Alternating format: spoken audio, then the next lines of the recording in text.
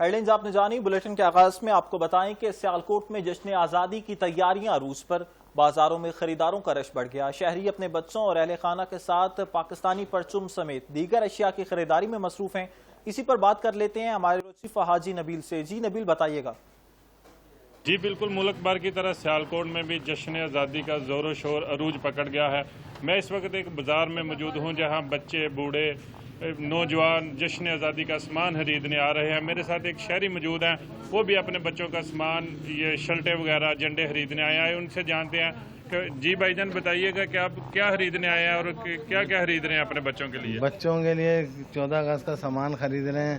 14 अगस्त 1947 को हमारे बड़ों ने कुर्बानियाँ दे के मुल्क हासिल किया था, तो अब हम भी उसको सेलिब्रेट कर रहे हैं और अपने बच्चों के लिए ख़रीदारी कर रहे हैं 14 अगस्त के। जी बिल्कुल, जैसा कि शहरी का कहना था कि हमारे बड़ों ने ये कुर्बानियाँ दे के मुल्क आज़ाद करवाया था, मुल्क जो है ना, इसके लिए हम भी दुआ गो हैं कि अल्लाह ताला हमारे मुल्क पाकिस्तान को हमेशा कायम और दायम रखे।